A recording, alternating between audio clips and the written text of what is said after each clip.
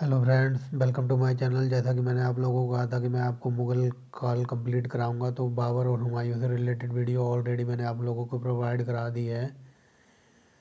तो इस वीडियो में हम देखेंगे अफ़गानों का चरमोत्कर्ष। ठीक है फ्रेंड्स, इस वीडियो में हम देखेंगे अफ़गानों का चरमोत्कर्ष कि कैसे वो अपने चरमोत्कर्ष पर पहुँचे। ठीक है फ्रेंड्स, पहले बाबर आया, उसने मुगल काल की नींव डाली। उसके बाद हुमायूं आया। हुमायूं के बाद हुमायूं मर जाने के बाद अफ़गान मतलब अपने चरमोक्रास पर पहुंच गए। तो चलिए फ्रेंड्स, वीडियो स्टार्ट करते हैं। और इसमें हम अफ़गानों से रिलेटेड आज हम शेरशाह सूरी को देखेंगे। ठीक है फ्रेंड्स, तो फ्रेंड्स चलिए let's back down our topic.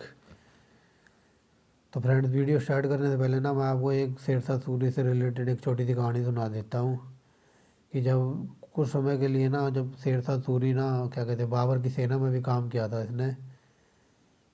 जब क्या कहते हैं खानवा की लड़ाई हुई थी, उस टाइम हुमायूं छोटा था और ये भी छोटा ही था, शेरशाह सूरी।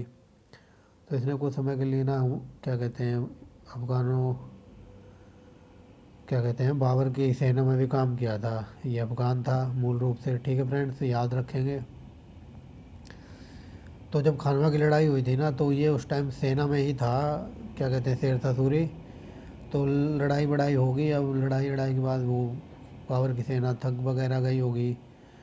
तो फिर वो ना खाना खा रहे थे। खाना क्या खा रहे थे, दिमाग ख़राब कर रहे थे वहाँ। तो मतलब लड़ाई के बाद वो ना बाबर ने अपने जो इतने सेनापति और सैनिक थे लड़ रहे थे, तो उनको भूख वूख लगी होगी। भूख में खाने के लिए उस टाइम बाबर ने सबको ना गाय का मांस दिया। ठीक है फ्रेंड्स, याद रखेंगे, गाय का मांस दिया। तो जो पूरी सेना थी ना, वो मतलब हाथों से खा रही थी। एक हाथ पे रखा हुआ था मांस और हाथ से उठा उठा कर खा रही थी दूसरे हाथ से। ठीक है फ्रेंड्स, तो ये भी था वहीं, क्या कहते हैं शेरशाह सूरी। और हुमायूं उस टाइम छोटा था। तो ये उस टाइम सब लोग हाथ से खा रहे थे। जो इसके पास तलवार थी ना, ये उस तलवार की चोंच से, मतलब उस मांस में गड़ा के उस तलवार की चोंच से वो मांस खा रहा था गाय का। जैसे कि आज आप अब देख लो, जैसे कि चाउमीन वाली चम्मच होगी ना, इससे हम फ्रूट चाट वगैरह भी खा सकते हैं ऐसे चुबो चुबो के। या फिर शादियों में आपने देखा होगा, जो फ्रूट चाट होती है उसके साथ वो पिन देते हैं, एक लकड़ी की पिन होती है, आजकल तो प्लास्टिक की चल रही है। तो वो ऐसे चुबाओ और सीधा मुंह में डालो। तो उसी टाइप ये ऐसे ही खा रहा था कि तलवार की चोंच से ना अपना घास का मांस उठा के और अपने मुंह में डाल रहा था। तो बाबर ने हुमायूं को बुलाया, कह रहा देख पूरी सेना हमारी हाथ से खा रही है उठा उठा के। और ये बंदा, हम मुझे शक हुआ है इस पर। कह रहा है कि मुझे ये बंदा ठीक नहीं लग रहा है, ये कुछ ज़्यादा ही फॉरवर्ड हो रहा है, मतलब ज़्यादा ही दिमाग चला रहा है। सब तो हाथ से खा रहे हैं, ये तो मतलब एक्स्ट्रा ही माइंडेड हो रहा है। तो उसने कहा, बाबर ने हुमायूं से कहा कि इससे बच के रहना, और हो सके ना तो इसे अभी पकड़ ले। तो जैसे ही पकड़ने चला ना, वो भाग गया। क्या कहते हैं क्या कहते हैं शेरशाह वहाँ से भाग गया, शेरशाह सूरी। और हुमायूं से जाते जाते एक बात कह गया कि अगर मेरी किस्मत ने मेरा साथ दिया ना, तो मैं एक दिन ना हिंदुस्तान से मुग़लों को खदेड़ कर रहूँगा। ये बात उसने बोली और वो वहाँ से बोल के चला गया। अब चला गया तो फिर जब बाबर तो मर ही जाता है। बाबर के मरने के बाद, जैसे कि लास्ट वीडियो मैंने पढ़ाया कि हुमायूं का एक चौसा का युद्ध होता है, वो भी शेरशाह सूरी के साथ ही होता है, शेर खान के साथ। वहाँ भी वो हराता है इसे हुमायूं को। और फिर इसके बाद कन्नौज की लड़ाई होती है, वहाँ भी हराता है। तो उसने जो कहा था ना, वो करके दिखाया और हुमायूं को ना हिंदुस्तान के बाहर खदेड़ दिया था। वो हम लास्ट वीडियो में पढ़ चुके हैं। और वही क्या कहते हैं हुमायूं अपना भारत छोड़कर ईरान चला गया था। हालांकि वो एक अलग कहानी है कि उसने ईरान के शासक से मदद से उसने दोबारा गद्दी को हासिल किया, दिल्ली की गद्दी को। फ्रेंड, जिसने भी वो हुमायूं वाली वीडियो ना देखी हो, बाबर वाली वीडियो ना देखी हो, तो वो देख ले। तो ये थी कहानी कि उसने यही कहा था कि मैं हिंदुस्तान से ना मुगलों को खदेड़ के रहूँगा। तो उसने हुमायूं को खदेड़ दिया था इंडिया से बाहर। तो आज हम उसी शेरशाह की कहानी पढ़ेंगे। ठीक है फ्रेंड्स, ये छोटी सी रिलेटेड स्टोरी थी। ये स्टोरी वगैरह ऐसी डीप में बातें ना, जो यूपीएससी और पीसीएस की वगैरह तैयारी करते हैं ना, उनके बच्चों को पता होती हैं। तो आप लोग तो मुझे लग रहा है कि शायद वन लाइनर ही आज तक पढ़ते आए होंगे और आज ये कहानी वगैरह आपने कभी सुनी नहीं होगी। तो चलिए फ्रेंड्स, कहानी वानी बकवास वगैरह बहुत हो गई है। मुझे ज़्यादा बातें करना पसंद नहीं है, मैं सिर्फ मोस्ट इम्पोर्टेंट कंटेंट प्रोवाइड कराता हूँ फ्रेंड्स। ये भी नहीं है कि इस चैप्टर में लगभग 12-13 पेज हैं कि सीधा मैं आपको बुक खोल ली और पढ़ाना स्टार्ट कर दिया। ऐसा कुछ नहीं है। बुक आप लोगों को पढ़ाने से पहले मैं खुद अच्छी तरह एकदम ब्रीफ में एकदम डीप जाके इस चैप्टर पढ़ता हूँ। फिर उस चैप्टर में जो भी एग्ज़ाम से रिलेटेड चीज़ें होती हैं ना, उनको मैं मार्क करता हूँ पेंसिल से। उसके बाद जो इस चैप्टर की पूरी मतलब पूरी क्रीम पूरी मलाई और पूरा निचोड़ होता है ना चैप्टर का, वो आपके सामने लेकर आता हूँ। पढ़ाने को मैं लाइन बाय लाइन पढ़ा दूँ और आप पढ़ भी लोगे, लेकिन चैप्टर बहुत बोरिंग हो जाएगा और बहुत बड़ा हो जाएगा। फिर कुछ लोग कहेंगे कि पूरी किताब ही कॉपी पेस्ट करवा दी। अगर मुझे पूरी किताब ही पढ़ानी होती तो किताब तो आप भी मार्केट से खरीद के पढ़ लेते। I am saying but that's the truth, है ना फ्रेंड्स। कुछ लोग बोलेंगे हाँ कि सही है कि अगर किताब ही पढ़नी होती तो हम तो फिर मार्केट में बहुत सारे वर्जन की नई नई लेटेस्ट बुक आ रही हैं, वहाँ से पढ़ लेते। ठीक है ना फ्रेंड्स, मैं एकदम डीप में जाके पढ़ा रहा हूँ आपको एकदम, आप विदाउट टेंशन रहिए। जैसा कि मैंने आपको कहा कि मैं जी के एकदम सुपर लेवल तक पढ़ाऊँगा आपको, बेसिक लेवल से लेके एकदम हाई लेवल तक। तो देखिए फ्रेंड, मैंने पूरा तैयार कर लिया चैप्टर। ये देखिए यहाँ कुछ भी नहीं है इस पैरे में। चाहता तो मैं आपको ये भी पढ़ा देता, लेकिन सिर्फ मेन कंटेंट मैंने किया है। तो चलिए फ्रेंड्स, वीडियो स्टार्ट करते हैं। ये तो वीडियो बहुत लंबी हो जाएगी, फिर आप लोग बोरिंग से हो जाओगे। ठीक है फ्रेंड्स, तो देखिए आज हम पढ़ेंगे अफ़गानों का चरमोत्कर्ष के बारे में, शेरशाह सूरी के बारे में पढ़ेंगे। और फ्रेंड्स, सबसे मैंने इंपॉर्टेंट बात बता दूं, अगर कुछ लोगों को वीडियो स्लो लग रही हो कि मैं बहुत ही स्लो आवाज़ में बोल रहा हूँ, मैं जानता हूँ फ्रेंड्स मेरी आवाज़ बहुत बोरिंग है।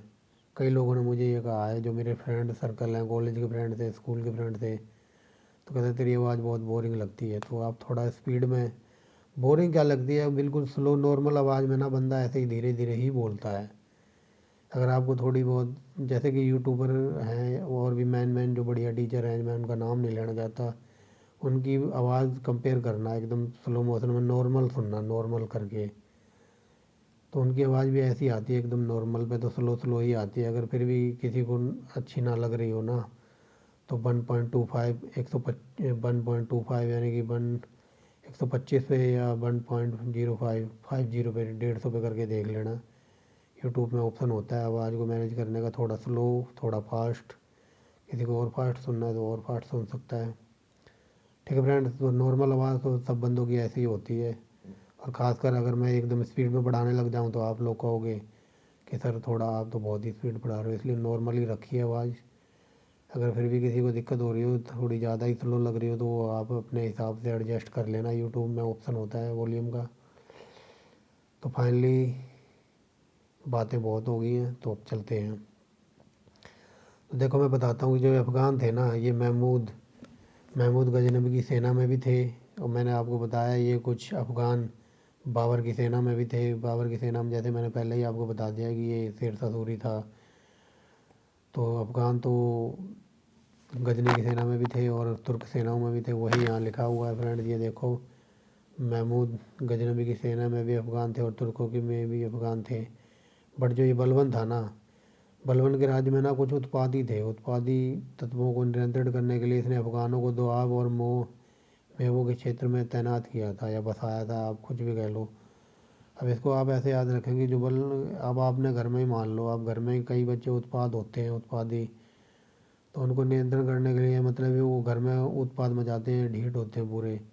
तो या तो वो अपने पापा से डरते होंगे या फिर बड़े भाई से, या घर में कोई ऐसा बंदा होगा जिससे वो डरते होंगे, वो जो उन पर पूरा कंट्रोल नियंत्रण करता हो। मतलब कोई बच्चा है वो शोर मचा रहा है या कुछ ढीठपना कर रहा है, तो एकदम अगर बाई चांस पापा आ जाए तो वो एकदम सेंटर में एकदम सावधानी से हो जाता है कि हाँ भाई फादर इन लॉ आ गए हैं, ठीक है, या ब्रदर आ गया है, तो उनको देख के वो थोड़ा ढीला पड़ जाता है। तो उसी हिसाब से जो ये बलवंत है ना, इसके राज्य में कुछ ऐसे ही थे, ढीठपना करते रहते थे, मतलब सीमा के इस पार आ जाते होंगे या लड़ाई झगड़ा वगैरह। तो उनको नियंत्रण करने के लिए ना इसने अफ़गानों को दोआब के क्षेत्रों में, इलाकों में बसाया कि भाई इनको नियंत्रण करना है, इनके ऊपर तूने कंट्रोल करना है। ठीक है friends, I hope you understand very well this line. तो नेक्स्ट चलते हैं। जो ये बेल्लोल लोधी था ना, इसके काल में बहुत सारे अफगान थे ना, वो भारत आ गए थे, यही यहाँ लिखा है आपको। बहलोल लोदी के काल में मतलब बहुत सारे अफ़गान भारत आ गए थे। अफ़गानों की ना दो विशेषताएं थी फ्रेंड, तो वो मैं बता देता हूँ। एक तो अफ़गान ये थे कि मतलब किसी भी कंडीशन में मतलब अगर आप इनसे कहोगे गांव में रहना है तुम्हें, तो ये गांव वाले बनने के लिए तैयार थे। आप ये कहोगे किसानी खेती बाड़ी करनी, तो ये किसानी करने के लिए तैयार हो जाते थे। अगर आप कहोगे इनको फौज में भर्ती होना है, सैनिक बनना है, तो ये सैनिक बनने के लिए तैयार हो जाते थे। वही यहाँ लिखा है कि अफ़गानों की दो विशेषताएं थी, विपरीत दूसरों के विपरीत गाँव में बसने के तथा किसान और सैनिक दोनों बनने के लिए तैयार हो जाते थे। मतलब आप इनको जो बनाना चाहते हो ना, ये वही बन जाएंगे। ठीक है फ्रेंड्स। और जो दूसरी तरफ तुर्क अमीर थे ना, ये अपने घमंड में चूर वगैरह शाही ठाठ जीवन ले रहे थे, ठाठ जीवन व्यतीत कर रहे थे। बट अफगान है ना अपेक्षाकृत सादा जीवन बिता रहे थे। जैसा कि मैंने आपको ऊपर बताया कि आप इनसे कहोगे गाँव में बस जाओ, किसानी करो या कुछ भी करो, तो भाई किसान तो साधारण ही होता है, गाँव में रहने वाले नॉर्मल ही होते हैं। तो ये अपना सादा जीवन बिता रहे थे। और सही बात है फ्रेंड्स कि वो कहते हैं ना कि सादा जीवन उच्च विचार। ठीक है, अब नेक्स्ट चलते हैं। अफगानों के ना हिंदुओं के साथ घनिष्ठ सामाजिक और राजनीतिक संबंध थे। इनके मतलब हिंदुओं के साथ अच्छे संबंध थे, घरेलू संबंध थे, राजनीतिक थे। ठीक है फ्रेंड्स, अब नीचे हमारे लिए कुछ नहीं है। अब हमें चलना होगा नेक्स्ट पेज पर। नेक्स्ट पेज पे हमारा शेरशाह सूरी वेट कर रहा है। तो चलिए फ्रेंड्स, हम आ गए हैं नेक्स्ट पेज पे। और नेक्स्ट पेज पे आप देखेंगे कि शेरशाह सूरी का कैसे उदय हुआ। तो चलिए फ्रेंड्स, इसका इसका वास्तविक नाम फरीद खान था, ये लिखा हुआ है फ्रेंड। शेरशाह सूरी का वास्तविक नाम फरीद खान था, और ये कई बार एग्जाम में पूछा हुआ था। और इसके पिता थे ना जौनपुर के एक छोटे से जमींदार थे। ठीक है फ्रेंड, थोड़ा स्पीड से चलेंगे, नहीं वीडियो बहुत लंबी हो जाएगी। ये इसी एक ही पार्ट में इस चैप्टर को निपटाना है। ठीक है फ्रेंड्स, इब्राहिम लोदी के हार और मौत के बाद तथा अफगानों की फैली अफरा तफरी के कारण वो सबसे महत्वपूर्ण अफगान सरदारों में के रूप में उभरा। तो इस पूरी लाइन का मतलब मैं बता देता हूँ। जो इब्राहिम लोदी था ना, वो तो एक तो हार गया था, और उसकी मौत के बाद अफगानों में ना तो अफरा तफरी मच गई थी, मतलब हड़कंप मच गया था। तो उसके बाद भी ना जो ये शेरशाह सूरी था, ये मतलब एक बहुत ही असरदार और एकदम अच्छा शासक बनकर उभरा। ठीक है फ्रेंड, इसके संरक्षक ने इसे एक शेर को मारने पर शेर खान की उपाधि दी थी। मतलब इसका कोई एक बॉडीगार्ड वगैरह होगा, तो इसने एक ही बार में उस तलवार से शेर को मार दिया था, तो उसने इसको शेर खान की उपाधि दी थी। ठीक है फ्रेंड्स, और जो ये शेर खान था ना, शेर खान बंगाल के शाह का दाहिना हाथ था और बंगाल का वास्तविक शासक बनकर भी उभरा। ठीक है फ्रेंड्स, अब इसके काल में ना सबसे फ्रेंड जो मेन बात होती है, इसमें जो अमीर क्या कहते हैं विधवाएं होती है ना, उसमें बहुत सारे विवाह शुरू होने हो जाते हैं। मतलब जो बहुत सारी अमीर विधवाएं होती हैं, तो इसके काल में उनके उनके विवाह होने शुरू हो जाते हैं। और ये भी करता है एक दो से। तो देखना फ्रेंड्स आगे कहानी कैसे बढ़ेगी। अनेक धनी विधवाओं से विवाह शेर खान के उदय में सहायक रहा। ठीक है फ्रेंड्स, तो मतलब जैसे ही ये मतलब शासक वगैरह बनता है, तो इसके काल में अमीर विधवाएं के शादी होना स्टार्ट हो जाती है। तो उसने भी इसमें लिखा हुआ है फ्रेंड, ये लिखा हुआ है, ये देखिए उसने लॉर्ड मल्लिका, जो ये शेरशाह सूरी था ना, ये इसके बारे में बात हो रही है। उसने लॉर्ड मल्लिका जो चुनार की थी। ठीक है फ्रेंड्स, उसने लॉर्ड मल्लिका जो चुनार की थी से। ठीक है फ्रेंड्स, मैंने ना लाइन को जोड़ने के लिए, ताकि हमारा सेंटेंस अच्छा लगे और एकदम कंप्लीट हो जाए, तो देख लेना। उसने लॉर्ड मल्लिका चुनार की थी, वो चुनार की से।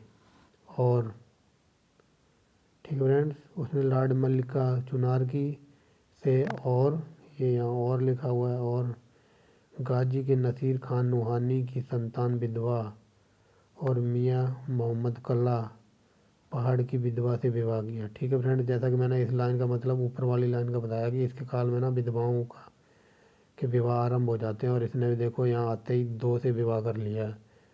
पहली तो ये थी लॉर्ड मल्लिका, जो ये है लॉर्ड मल्लिका चुनार की थी। और फिर गाजी के नसूर खान नूहानी की निसंतान विधवा और मियाँ मोहम्मद कला पहाड़ की विधवा से विवाह किया। ठीक है फ्रेंड्स, अब देखना कहानी कैसे आगे बढ़ती है। बिहार के क्या कहते हैं, बिहार के शासक मोहम्मद शाह की मृत्यु के बाद, यहाँ लिखा हुआ है बाद फ्रेंड, जिस पे मैंने पेंसिल से मार्क किया हुआ है। बिहार के शासक मोहम्मद शाह की मृत्यु के बाद विधवा दुद्दू से भी विवाह किया। ठीक है फ्रेंड्स, बिहार का कोई शासक था मोहम्मद शाह, जहाँ मैंने ऊपर आपको पढ़ाया है ना, ये देखो यहाँ लिखा है शेर खान बिहार के शाह का दाहिना हाथ था। मतलब ये शाह के यहाँ काम वगैरह करता हुआ इसका राइट हैंड या दाहिना हाथ था। ठीक है फ्रेंड्स, और जैसे ही मतलब ये मर जाता है तो ये उसकी मतलब विडो, उसकी वाइफ को भी, उससे वाइफ से भी शादी कर लेता है। वही यहाँ लिखा विवाह बिहार के शासक मोहम्मद शाह की मृत्यु के बाद उसकी विधवा का नाम दुद्दू था, तो उससे भी इसने विवाह कर लिया। ठीक है फ्रेंड्स, तो अब चलते हैं हम नेक्स्ट पेज। चलिए फ्रेंड्स, हम आ गए नेक्स्ट पेज पे। अब यहाँ लिखा है बिहार पर बंगाल के शासक नुसरत शाह ने अनेकों हमले किए। ठीक है फ्रेंड्स, अब बिहार पर बंगाल का जो शासक नुसरत शाह था उसने हमले करने स्टार्ट कर दिए। शेर खान ने बिहार के अफगानों को अपनी ओर मिलाकर जवाबी कार्रवाई की।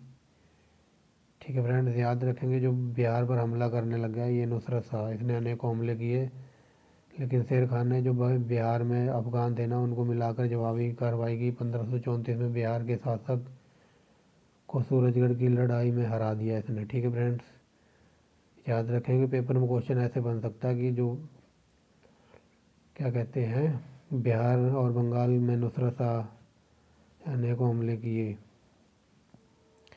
तो यह क्वेश्चन बन सकता है कि अफगान में कि शेरशाह सूरी ने बिहार में किस बंगाल के शासक को हराया था, तो वो नुसरत शाह था। ठीक है फ्रेंड्स, याद रखेंगे। अब इसके बाद हम चलते हैं शेरशाह सूरी और उसका साम्राज्य। ठीक है फ्रेंड्स, तो ये पीछे ले गया है थोड़ा, हमें मोहम्मद बिन तुगलक के पास ले गया है। यहाँ से पढ़ते हैं। शेरशाह दिल्ली के तख्त पर लगभग 54 वर्ष की आयु में बैठा, मतलब 54 साल का था जब उसे दिल्ली के तख्त पर बैठा था वो। मोहम्मद बिन तुगलक के बाद उत्तर भारत में सबसे शक्तिशाली शासन इसी ने किया। मतलब मोहम्मद बिन तुगलक ने शासन किया था और उसके बाद दूसरा ये सबसे शक्तिशाली शासक था। ठीक है फ्रेंड्स, कहने को हम ये भी बोल सकते हैं कि तुगलक वंश ने ना लगभग 94 वर्ष शासन किया था। ठीक है फ्रेंड्स, 94 साल दिल्ली पे। उसके बाद दूसरा सा नंबर इसका आता है, बट ये दिल्ली सल्तनत का नहीं था, यहाँ पर सिर्फ कंपेयर किया गया है, आप याद रखना। ठीक है फ्रेंड्स, अब जैसे ये बैठा ना तो यहाँ लिखा हुआ है उसका साम्राज्य बंगाल से लेकर कश्मीर को छोड़कर सिंध तक फैला हुआ था। मतलब बंगाल से लेकर ना कश्मीर को छोड़ के सिंध तक फैला हुआ था। पश्चिम में उसका मालवा और लगभग पूरे राजस्थान को जीता। पश्चिम में उसने मालवा और राजस्थान को जीत लिया फ्रेंड्स। ठीक है फ्रेंड्स, अब इधर हमारे इम्पोर्टेंट कुछ है नहीं, यहाँ चलते हैं नीचे। फिर आता है मारवाड़ का राजा मालदेव है ना, ये अपनी ताकत आजमाने में लगा हुआ है। मारवाड़ का राजा मालदेव जो 1532 में गद्दी पर बैठा, तेजी से पश्चिमी और उत्तरी राजस्थान को अपना नियंत्रण जमा चुका था। ठीक है फ्रेंड्स, अब पश्चिम में वो भी लड़ रहा है और ये भी इधर पश्चिम में आ गया है। ठीक है फ्रेंड्स, अब इनके बीच में होती है लड़ाई, तो वो चलते हैं नेक्स्ट पेज। चलिए फ्रेंड्स, हम नेक्स्ट पेज पे आ गए हैं।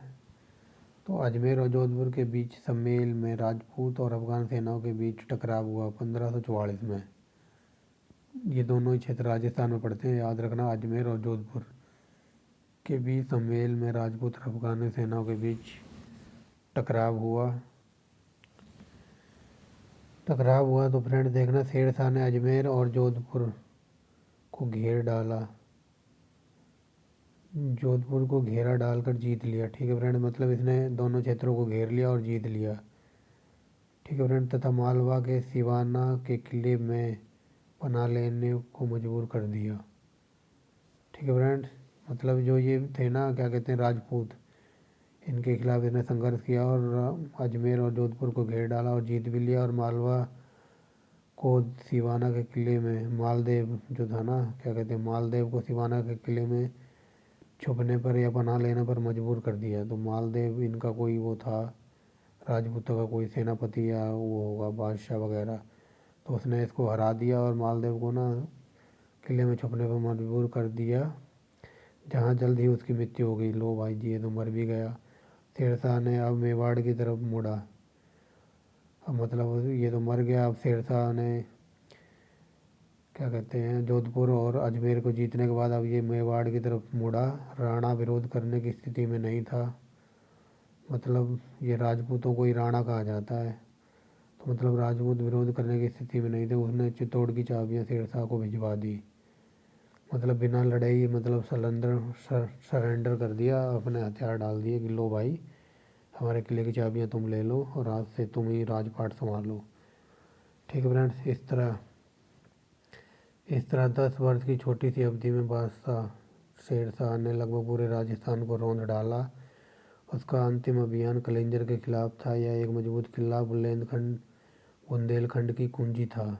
ठीक है फ्रेंड्स, मतलब इस किले को जीत लेता तो बुंदेलखंड मिल जाता है इसको। घेराबंदी के दौरान एक तोप फट गई।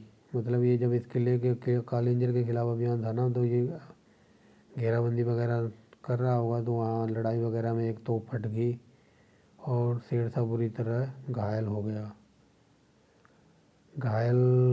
किले पर अधिकार हो जाने की खबर सुनने के बाद वह चल बसा, यानी कि वह मर गया। तो फ्रेंड्स, ये क्वेश्चन यहाँ से कई बार पूछा गया है एग्जाम में कि शेरशाह की मृत्यु कौन से अभियान में हुई, तो वो कालिंजर का अभियान था। वेरी वेरी मोस्ट इम्पोर्टेंट है फ्रेंड्स।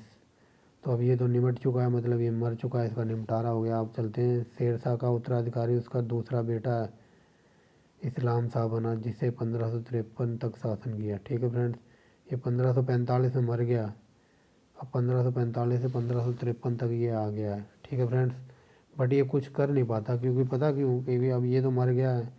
अब जैसे ही इसका दूसरा बेटा गद्दी पे बैठा, तो इसके जो छोटे भाई थे ना, वो विद्रोह करने लगे और अफ़गान कबीले थे, ये आपसी झगड़े करने लगे कि हमें राज्य मिलना चाहिए, हमें ये मिलना चाहिए, हमें फ्रीडम मिलनी चाहिए, आज़ादी मिलनी चाहिए। ठीक है फ्रेंड्स, तो वही यहाँ लिखा है, जिसने 1553 तक शासन किया।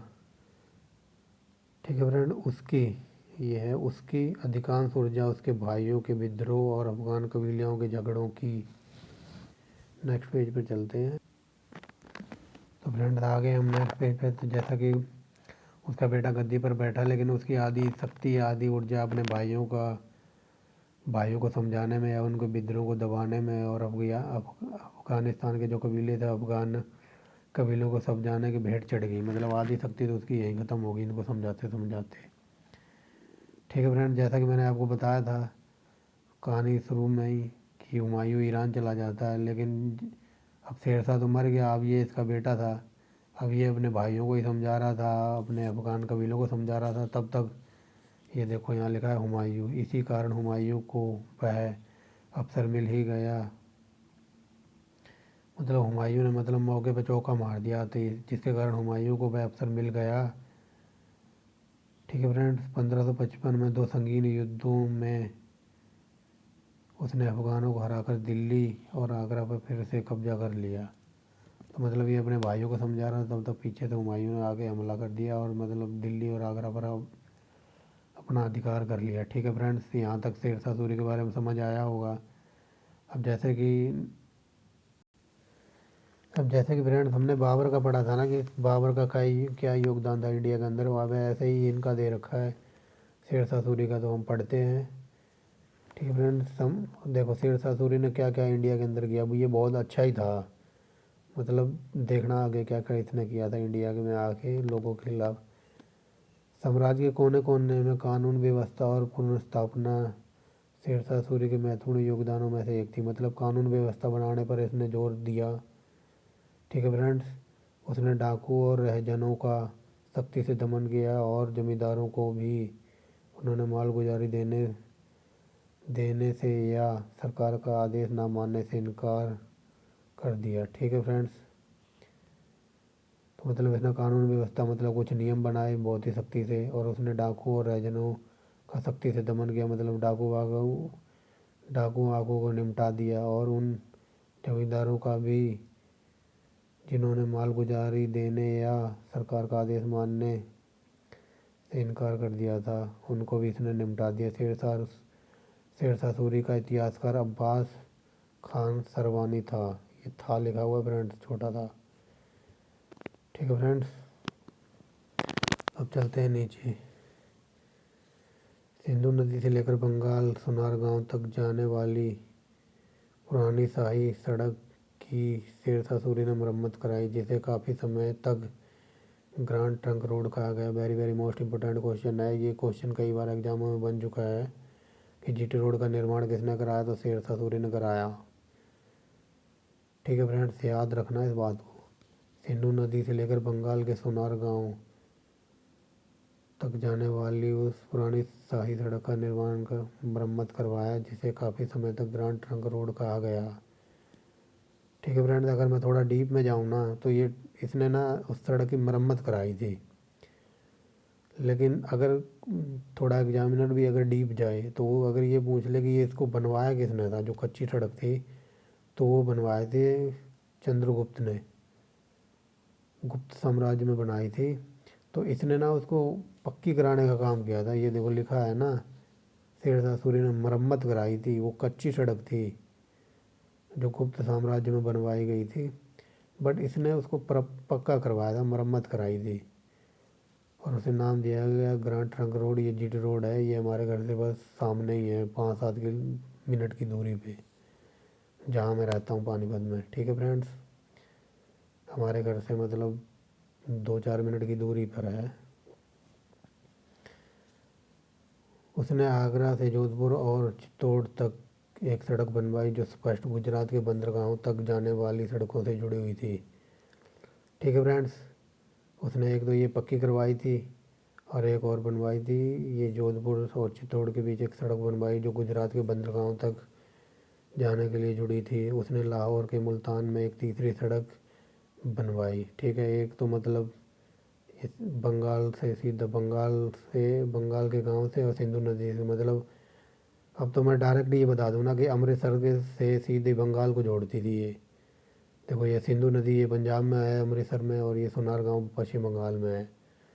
तो ये याद रखना, ये ग्रैंड ट्रंक रोड थी। दूसरी इसने बनवाई थी आगरा से जोधपुर, जो चित्तौड़ से होकर ये गुजरात के बंदरगाहों तक जाती थी। तीसरी इसने मुल्तान में बनवाई थी। ठीक है फ्रेंड्स, ये हम ये पढ़ रहे हैं इसके बारे में कि इसने इंडिया में क्या क्या योगदान दिया। ठीक है फ्रेंड्स, याद रखना ये, क्योंकि आईएएस और पीसीएस में यहाँ से इनके इंटरव्यू में यहाँ से क्वेश्चन पूछे जाते हैं कि बाबर ने इंडिया में आके क्या किया, उससे क्या लाभ हुआ, कुछ कहानियाँ हुई, वो यही पढ़ रहे हैं हम। ठीक है फ्रेंड्स, अब देखना इसने सड़कें तो बनवा दी। अब देखना जो यात्री थे ना, यात्रियों की सुविधा के लिए शेरशाह सूरी ने सड़कों के किनारे हर 2 कोस यानी लगभग 8 किलोमीटर के अंदर सराय का निर्माण कराया। सराय फ्रेंड्स आज के टाइम में, अगर करंट टाइम में बोल लूँ, जो होटल या धर्मशाला वगैरह होती है ना, उन्हें पहले सराय कहा जाता था। अब मान लो सड़कें बनवा दी, अब सड़कों पे आदमी चलेंगे तो उनकी सुविधाओं के लिए मतलब इसने धर्मशालाएँ बनवाई हर 8 किलोमीटर की दूरी पर। ठीक है friends, I hope you understand very well. In line को समझ गए। इन सरायों में हिंदू और मुसलमानों के लिए अलग अलग कमरे बनवाए गए। ये देखो फ्रेंड, मैंने मार्क कर रखा है, अलग अलग कमरे बनवाए गए। हिंदू यात्रियों को बिस्तर और भोजन तथा अनेक घोड़ों को दाना देने के लिए ब्राह्मण नियुक्त किए गए। ठीक है फ्रेंड्स, आप याद रखेंगे इसने सड़कें बनवाई थी 3, और हर सड़क के 8 किलोमीटर में एक मतलब धर्मशाला बनवाई थी यात्रियों के लिए, क्योंकि सड़कें बनी है तो डेफिनेटली व्यापार होगा, आदमी आएंगे जाएंगे तो उनके रहने के लिए, स्टे करने के लिए सड़कें बनवाई। सड़कों पर आदमी चल रहे थे, उनके रहने के लिए मतलब धर्मशालाएँ बनवाई या होटल कह लो आज के टाइम में। और होटलों में ना हिंदू और मुसलमानों के लिए मतलब अलग अलग कमरे बनवाए, और हिंदुओं को बिस्तर और भोजन के लिए मतलब आदमी भी खा सके भोजन, और उसके घोड़ों को दाना पानी के लिए ब्राह्मण नियुक्त किए गए थे। ठीक है फ्रेंड, जिन्हें आज के टाइम में वेटर कह देते हैं। हिंदुओं यात्रियों के लिए बिस्तर और भोजन, और उनके साथ जो भी पशु वगैरह वो लेके आते थे, घोड़े गधे खच्चर जो भी वगैरह हो गए, उनको दाना देने के लिए मतलब पंडितों को नियुक्त किया गया था, ब्राह्मणों को। ठीक है फ्रेंड्स, अब आगे चलते हैं नेक्स्ट पेज। ठीक है फ्रेंड्स, हम नेक्स्ट पेज पे पहुंच गए हैं। ठीक है, हमने वहाँ तक पढ़ लिया था व्यक्तियों के खाने के लिए मतलब वेटर वगैरह थे, और हर धर्मशाला में या सराय में एक सहाना को हकीम कहते थे। ये कई बार पीसीएस एग्जाम में, खासकर यूपी पीसीएस में ये क्वेश्चन पूछा गया है कि सहाना को क्या कहते थे मुग़ल काल में, तो वो कहते थे हकीम। याद रखना फ्रेंड्स, आगे बहुत सी सारी इंपॉर्टेंट टर्म आएंगी एग्ज़ाम से रिलेटेड। तो हर धर्मशाला में या सराय में एक सहाना यानी हकीम के अधीन अनेक पहरेदार भी होते थे। ठीक है फ्रेंड्स, मतलब हर सराय में ये हकीम कह लो या करंट में अगर आज के टाइम में बोलें तो डॉक्टर कह लो। तो मतलब धर्मशालाओं में या होटलों में मतलब इसने हकीम यानी डॉक्टर थे, और उसके अधीन पहरेदार भी होते थे, मतलब पहरा वगैरह देते रहते थे बाहर धर्मशाला में या सराय में, कि कोई आ ना जाए या कोई जानवर अटैक वगैरह ना कर दे। ठीक है फ्रेंड्स, तो ये अब नेक्स्ट लाइन पे चलते हैं। शेर शाह ने कुल मतलब 1700 धर्मशालाएँ बनवाई। उसकी सड़कों और सरायों को साम्राज्य की धमनियाँ कहा जाता था। ठीक है फ्रेंड्स, इसने देखो 1700 तो सराय बनवाई, और उसकी सड़कें और जो सराय थी ना, इसको धमनियाँ कहा जाता था। अब धमनियाँ फ्रेंड्स, अगर मैं थोड़ा आपको थोड़ा बैक डाउन ले जाऊँ साइंस में, तो जो हृदय में जो मतलब पूरे शरीर में जो गति करता है ना ब्लड, तो धमनियाँ और सिराओं के माध्यम से करता है। ये मतलब वही है, मतलब इसके राज्य को मतलब पूरे मतलब ये दो चीज़ें थी ना, एक सड़कें और सराय, मतलब ये यही चला रही थी। इसका ऐसे बताया गया है, जैसे हमारे शरीर में ये धमनियाँ और सिराएं खून को ले जाती है ना, तो खून हमारे शरीर में जब तक फ्लो करता है तब तक ही बंदा अच्छी तरह ग्रो करता है। ठीक है फ्रेंड, तो इसने यही कहा कि इसकी जो दो ये इसकी सड़कें और सराएं थी ना, ये इसके राज्य के मतलब राज्य को चलाने में बहुत सहायक थी। ठीक, आई होप यू अंडरस्टैंड, समझ गए होंगे आप लोग। ठीक है फ्रेंड, नेक्स्ट है, इन सरायों का उपयोग डाक चौकियों के लिए किया जाता था। ठीक है फ्रेंड्स, यहाँ डाकिया वगैरह भी आते थे, डाक आक देने के लिए डाक के रूप में किया जाने लगा। अब नेक्स्ट चलते हैं।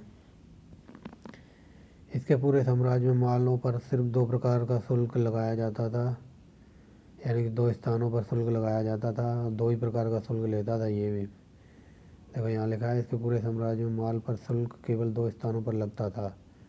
ठीक है, पहला बंगाल में पैदा या बाहर से आयातित माल पर सीमा शुल्क, और बिहार की सीमा पर स्थित सकरी गली में लिया जाता था। मतलब पहला तो बिहार और बंगाल में आयातित माल जो भी बाहर से आ रहा है या पैदा हो रहा है उस पर लिया जाता था, तथा पश्चिम और मध्य एशिया से आने वाले मालों पर सिंधु नदी के किनारे। ठीक है फ्रेंड्स, समझ गए होंगे। और दूसरी बार शुल्क मालों की बिक्री के समय देना पड़ता था। ठीक है, पहला तो मतलब बंगाल में या बिहार में जो भी पैदा हो रहा है उस पर, या कोई बाहर से चीज़ मंगाई गई है उस पर, और पश्चिमी एशिया से मालों पर सिंधु नदी के किनारे। ठीक है, दूसरा मालों की बिक्री पर शुल्क लिया जाता था। ठीक है फ्रेंड्स, अब चलते हैं थोड़ा नीचे। ठीक है, यहाँ से शुरू करते हैं। गांव में स्थानीय मुखिया, ये देखो जैसा कि मैंने आपको कहा था आने वाले जैसा मैंने आपको बताया था ना कि बहुत सारी इंपॉर्टेंट टर्म आएंगी, तो आप अब यहाँ आ गई हैं फ्रेंड्स। ये ऐसी ये टर्म है ना, ये पीसीएस और यूपीएससी में कई बार पूछी गई हैं। तो गांव में स्थानीय मुखिया को मुकद्दम, ठीक है, मुखिया को मुकद्दम कहते थे मुग़ल काल में और गांव में। और ज़मींदारों को, देखो गांव में स्थानीय मुखिया और ज़मींदारों को शेरशाह सूरी ने सड़क पर किसी भी सौदागर से होने वाली हानियों का जिम्मेदार ठहराया। तो इस पूरी लाइन का मतलब ये बता दूँ, अगर मान लो हिंदू गांव का जो सरपंच है और कोई ज़मींदार है, तो उसको इसने ये कहा था कि गांव सड़कों पे जो भी व्यापारी आ रहे हैं मतलब माल ला रहे हैं या ले जा रहे हैं, अगर उनको किसी प्रकार की हानि होती थी ना, तो उसके ज़िम्मेदार तुम होगे। तो यही लिखा है, सौदागर को होने वाली हानि के लिए ज़िम्मेदार ठहराया। ठीक है फ्रेंड्स, आई होप आप समझ गए होंगे। अब चलते हैं नेक्स्ट पेज पे। तो चलिए फ्रेंड्स, हम नेक्स्ट पेज पे आ गए। अब इसमें यहाँ नेक्स्ट पेज पे लिखा है कि शेरशाह ने, ये छोटा सा ने है फ्रेंड्स, शेरशाह ने मिश्र धातु के खोट मिले सिक्कों की जगह एक समान मापदंड वाले सोने के सिक्के और तांबे के सुंदर सिक्के डलवाए। ठीक है फ्रेंड्स, ये हम पढ़ रहे हैं कि इसने इंडिया में आके क्या किया, याद रखना फ्रेंड्स, इंडिया के बारे में पढ़ रहे हैं, इसने इंडिया के अंदर अंदर ये किया था। तो शेरशाह ने पहले जैसे मिश्र धातु के खोट मिले सिक्कों की जगह एक समान मापदंड वाले सोने चांदी और तांबे के सुंदर सिक्के डलवाए। लेकिन इसका जो चांदी का रुपया था ना, तो ये रुपया वर्ड जो आज भी हमारे देश में यूज हो रहा है, ये सबसे पहले यहाँ शेरशाह सूरी के काल में यूज होता था। ये लिखा हुआ है फ्रेंड्स, उसका चांदी का रुपया इतना सुंदर डला हुआ था कि उसके बाद सदियों तक उसका मानक मुद्रा बना रहा। ठीक है फ्रेंड, जैसा कि मैंने आपको बता दिया, ये रुपया सबसे पहले शेरशाह सूरी के काल में आया था, और वही यहाँ लिखा है कि उसके बाद सदियों तक, यानी कि आज भी हमारे इंडिया के अंदर रुपया ही चलता है। हमारे देश की करेंसी भी रुपया ही है। ठीक है फ्रेंड्स, अब आगे चलते हैं। अनेक गांव से मिलकर एक परगना बनता था। वेरी वेरी मोस्ट इम्पोर्टेंट है, यहाँ से क्वेश्चन ये पूछा था कि गांव से मिलकर क्या बनता था, वो परगना बनता था। ये पीसीएस और यूपीएससी के लेवल का पढ़ रहे हैं अब हम फ्रेंड, एकदम डीप में जाके। तो अनेक गांव से मिलकर परगना बनता था। परगना एक सिकदार के अंतर्गत आता था। तो देख लो, यहाँ से दो क्वेश्चन तैयार हो रहे हैं। गांव से मिलकर परगना बनता था, ये पूछा जा सकता है और पूछा गया है कई बार कि गांव से मिलकर क्या बनता था, वो परगना बनता था। और एक परगना का अधिकार, एक परगना पर सिकदार का अधिकार होता था। ठीक है फ्रेंड्स, क्वेश्चन ऐसे पूछा जाता है कि जो परगना था ना, ये किसके अंडर आता था, ये सिकदार के अंतर्गत आता था। ठीक है फ्रेंड्स, अब सिकदार की सुन लो, जो कानून व्यवस्था और सामान्य प्रशासन संभालता था। ये भी क्वेश्चन पूछा गया है कि सिकदार का काम क्या होता था, ये कानून व्यवस्था और सामान्य प्रशासन संभालता था। जबकि मुंसिफ, ये very very most important term है फ्रेंड्स, इस पैरे को पूरा ध्यान से डीप में पढ़ना। जो मुंसिफ या आमिल मालगुजारी की वसूली करता था। खाते फारसी और स्थानीय भाषा हिंदवी दोनों में रखे जाते थे। तो इसके काल में मतलब जो भी फारसी भाषा थी उसमें भी बही खाता लिखा जाता था और हिंदवी में भी लिखा जाता था। ठीक है फ्रेंड्स, परगना के ऊपर सिख या सरकार होती थी, जो एक सिकदार सिकदार, सिकदारों का सिकदार या फौजदार और एक मुंसिफ के मुंसिफान के अंतर्गत होती थी। ठीक है friends, I hope you understand. जो ये टर्म है ना, ये एग्ज़ाम में पता नहीं यूपीएससी में और यूपीपीसीएस में कितनी बार पूछी गई हैं। तो तभी मैं बोल रहा हूँ, ये पैरा आप ध्यान से पढ़ना। चलिए फ्रेंड्स, अब चलते हैं थोड़ा नेक्स्ट आगे। शेरशाह ने ना अपने अपने काल में मंत्रियों को कुछ ज़्यादा अधिकार नहीं दे रखे थे। तो वही यहाँ लिखा है, शेरशाह मंत्रियों को अधिक अधिकार देने के पक्ष में नहीं था। ठीक है फ्रेंड्स, ये लिखा हुआ देखिए, शेरशाह मंत्रियों को अधिक अधिकार देने के पक्ष में नहीं था। ठीक है फ्रेंड्स, और इसकी कमजोरी अभी आगे जाके पता लगेगी कि क्या कारण था। तो ये देखिए, शेरशाह द्वारा अधिकारों को अपने हाथों में अत्यधिक केंद्रीकरण करना कमजोरी का एक स्रोत था। इसके हानिकारक प्रभाव तब देखे गए जब तख्त पर उसके जैसा कोई कुशल शासक ना रहा। ठीक है फ्रेंड्स, मतलब कहने का मतलब ये है कि इसने मंत्रियों को मतलब ज़्यादा अधिकार नहीं दे रखे थे कि जो कुछ हो तुम डिसाइड करोगे। जो मतलब केंद्रीय शक्ति थी ना, वो सारी शेरशाह सूरी के पास ही थी, यही डिसीजन लेता था, सब कुछ यही डिसाइड करता था, मंत्रियों को ज़्यादा अधिकार नहीं था। अब वही यहाँ बताया गया कि शेरशाह द्वारा अधिकारों को अपने हाथों में अत्यधिक केंद्रीकृत करना कमजोरी का एक स्रोत था। अब मान लो इसके पास ही सारा डिसीजन लेना वगैरह सारी शक्ति इसी के पास है, यही डिसीजन लेगा, यही सब कुछ करेगा। अब मान लो अगर ये मंत्रियों को देता तो मंत्रियों को भी जानकारी होती है, कुछ और ज्ञान बढ़ता मंत्रियों का भी। अब सारा कुछ इसके पास ही है, अब ये गया मर, अब इसके जैसा कोई था नहीं। तो यही देखा, यही कहा गया कि उसके हानिकारक प्रभाव तब देखे गए जब उसके जैसा कोई तखत और कोई कुशल शासक ना रहा। अब सब कुछ इसको ही ज्ञान था, तो ये तो मर गया, अब तो कोई कुशल था ही नहीं, तो इसके मतलब थोड़ा हानिकारक प्रभाव इस वजह से बताया गया है पुस्तक में। ठीक है फ्रेंड्स, आई होप समझ गए होगे आप। अब चलते हैं नेक्स्ट पेज पे। तो नेक्स्ट पेज एक यहाँ है, ये रहा फ्रेंड्स, एक फसली दर जिसे सराय कहते थे, जिसे राय कहते थे, सॉरी फ्रेंड्स, ये राय लिखा हुआ है।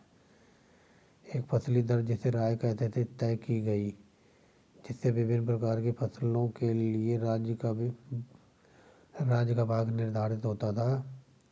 राज्य का भाग उपज का 1/3 होता था। जमीनों का अच्छी, खराब और मंझोली में विभाजित था।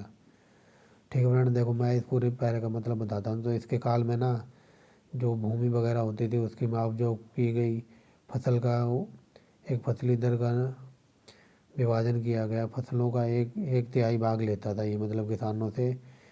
और उपज का 1/3 भाग लेता था। ज़मीनों का मतलब ज़मीनों का सर्वे होता था। एक ज़मीनें तो 3 प्रकार की होती थी, एक अच्छी होती थी, एक ख़राब, एक मंझोली मतलब मीडियम टाइप की।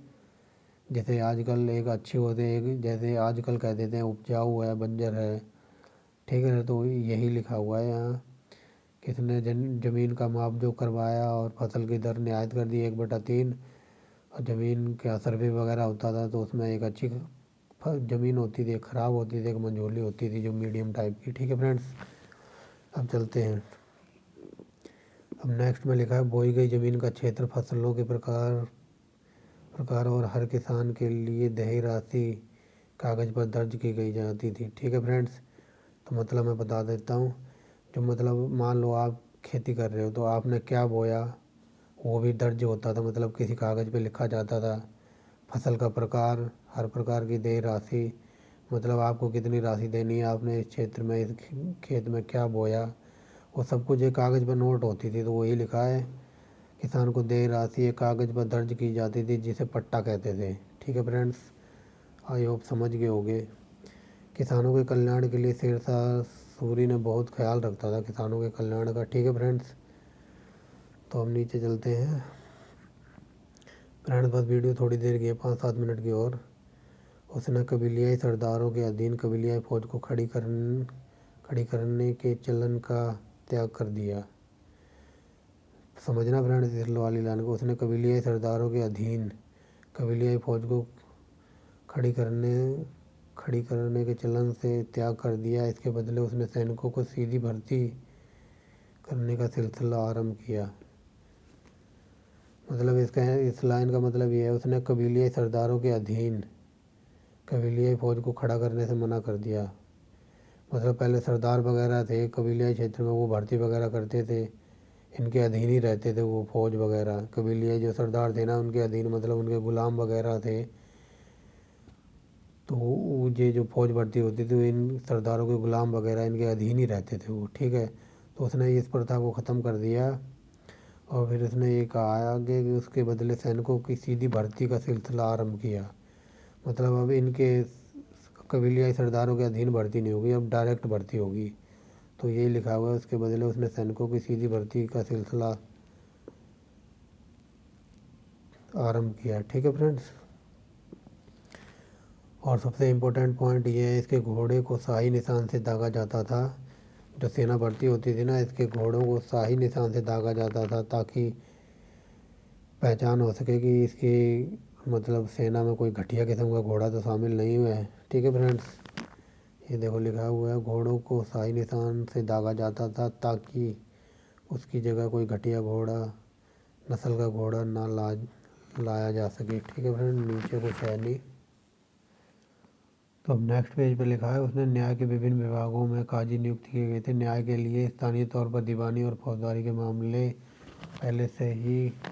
पहले की ही तरह ग्राम पंचायतों और जमींदारों निपटाते थे, ठीक है फ्रेंड्स। समझ लो इस पॉइंट को। न्याय के लिए विभिन्न स्थानों पर काजी नियुक्त किए गए। और जो गांव वगैरह आज के टाइम में की बात की जाए ना, जो गांव में ये है देखो स्थानीय तौर पर दीवानी और फौजदार के मामले की तरह ग्रामों में पंचायतें निपटारा करती थी। समझ गए होगे फ्रेंड्स, या दोबारा समझा दूँ। इसने ये कहा है कि न्याय के लिए विभिन्न स्थानों पर काजी नियुक्त किए गए। काजी वही होते हैं जो मतलब नमाज वगैरह पढ़वाते हैं, नहीं नमाज तो मौलवी पढ़वाते हैं। काजी कौन होता है काजी, चलो जो भी होता होगा, बट हाँ काजी वही तो होता है जो मस्जिद वगैरह में रहता है। गदर फिल्म में देखा नहीं क्या वो, जब सन्नी देओल से इस्लाम कबूल करवाते हैं तो वो काजी बुलाया जाता है, तो वो बोलता है बोलो इस्लाम कबूल है। हाँ तो उसे काजी कहते हैं, सही तो हूँ मैं, हाँ ठीक है फ्रेंड। तो वो मौलवी को ही काजी वगैरह कह देते हैं, मैं इतना जानता नहीं इस बारे में। तो आप याद रखना मतलब विभिन्न स्थानों पर काजी नियुक्त किए गए थे, ठीक है फ्रेंड्स।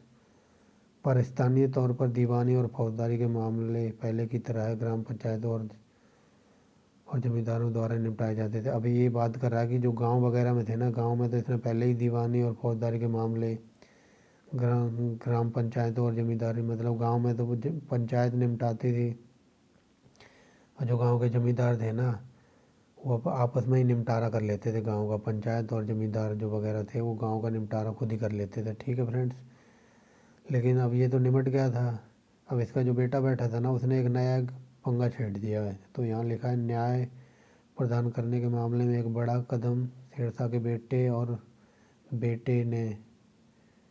बेटे इस्लाम शाह ने उठाया। ठीक है, यहाँ से है फ्रेंड्स, न्याय प्रदान करने के मामले में एक बड़ा कदम शेरशाह के बेटे इस्लाम शाह ने उठाया। इस्लाम शाह ने विभिन्न कानूनों को संहिताबद्ध किया और इस तरह काजियों पर निर्भरता समाप्त हो गई।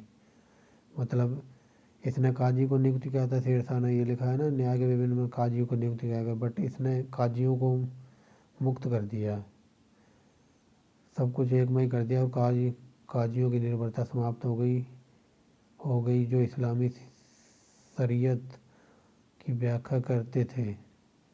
ठीक है फ्रेंड, इसने काजियों को हटा दिया जो इस्लामी शरीयत की व्याख्या करते थे। जैसा कि मैंने अभी आपको बताया कि गदर मूवी आप लोगों ने देखी होगी, तो उसमें जब काजी को बुलाया जाता तो वो इस्लाम कबूल कराने के लिए वो इस्लामी भाषा में ही बातें करता था कि तुम्हें इस्लाम कबूल है, बोलो ये वो जो भी है। मैं इतना डीप में जाना चाहता है, वही यहाँ लिखा हुआ है जो इस्लामी शरीयत की व्याख्या करता था। मतलब इस्लाम के ही गुण गाते रहते होंगे वो, जैसा कि सन्नी देओल से वो फोर्सफुली करवा रहा था उस मूवी में। इस्लाम शाह ने अमीरों की शक्तियों और सुविधाओं को कम करने और सैनिकों को नकद वेतन देने का प्रयास किया। ठीक है फ्रेंड्स, तो इसने इस्लाम शाह जो इसका बेटा था, इसने अमीरों को जो मतलब बहुत सारी शक्तियाँ, पावर और फैसिलिटी मिली हुई थी उनको कम किया, और जो सैनिक थे ना उनको नकद वेतन देने का प्रयास किया। फ्रेंड्स बस 2 मिनट और। तो शेरशाह था ना, अब देखो शेरशाह ने, ये लिखा हुआ है ने फ्रेंड छोटा सा, शेरशाह ने सासाराम में अपने जीवन काल में ही अपने जीवन काल से ही उसने अपने लिए जो मकबरा बनवाया था वह वास्तुकला का उत्कृष्ट नमूना था। देखो फ्रेंड, पूरी लाइन कर देता हूँ दोबारा से। शेरशाह ने सासाराम में अपने जीवन काल में ही उसने अपने लिए जो मकबरा बनवाया था वह वास्तुकला का एक उत्कृष्ट नमूना था। तो ये क्वेश्चन कई बार पूछा गया कि शेरशाह का मकबरा कहाँ है। वो बिहार के सासाराम में, मतलब एक झील के बीच में है। देख रहे हैं फ्रेंड्स, अगर कभी आपको जाने का मौका मिले, ना मिले तो आप गूगल पे तो जा ही सकते हैं। शेरशाह, अब फ्रेंड्स लास्ट पैरा है ये। शेरशाह ने दिल्ली में यमुना के किनारे एक नया शहर बसाया, उसमें इससे अब सिर्फ पुराना किला और उसके अंदर एक सुंदर सी मस्जिद विशेष है। ठीक है फ्रेंड्स, याद रखना फ्रेंड, शेरशाह ने दिल्ली में यमुना नदी के किनारे एक नया नगर बसाया। इसमें अब सिर्फ पुराना किला और उसके अंदर सुंदर सी मस्जिद है। शेरशाह ने विद्वानों को संरक्षण भी देता था, मतलब वो जो ज्ञानी वगैरह थे ना उनका मतलब संरक्षण देता था। उसी के शासनकाल में हिंदी के कुछ सबसे सुंदर रचनाएं पूरी हुई। तो इसने विद्वानों को संरक्षण भी देता है। इसी के काल में हिंदी की कुछ रचनाएं पूरी हुई, जैसे मलिक मोहम्मद की पद्मावत। मलिक मोहम्मद जायसी की पद्मावत मूवी देखी होगी आपने। ठीक है फ्रेंड्स, अब यहाँ लास्ट लाइन ये लिखी हुई है, धर्म के क्षेत्र में शेरशाह जैसा उसकी सामाजिक और आर्थिक नीति स्पष्ट है कि कोई धर्मांध नहीं था, मतलब वो किसी धर्म को सपोर्ट नहीं करता था। ठीक है फ्रेंड्स, तो समझ में आ गई होगी। धर्म के क्षेत्र में शेरशाह जैसा उसकी सामाजिक और आर्थिक नीति से स्पष्ट है कि वह धर्मार्थ नहीं था। ठीक है फ्रेंड्स, तो ये थी हमारी आज की वीडियो। फ्रेंड्स, वीडियो बनाने में बहुत मेहनत लगती है फ्रेंड्स, प्लीज़ लाइक करना, अगर वीडियो अच्छी लगी तो सब्सक्राइब करना। और आई होप, जैसा कि मैंने आपको शुरू में ही बता दिया है कि मैं एकदम बेसिक लेवल से आपको अपर लेवल तक जाऊंगा लेकर। ठीक है फ्रेंड्स, आने वाली वीडियो आपको जल्दी मिलेगी, इसका नहीं, अगला जो भी चैप्टर होगा उससे। ठीक है फ्रेंड्स, तो please friend video like and share करना, चैनल को सब्सक्राइब करना। Okay friends, thanks for watching the video and bye bye.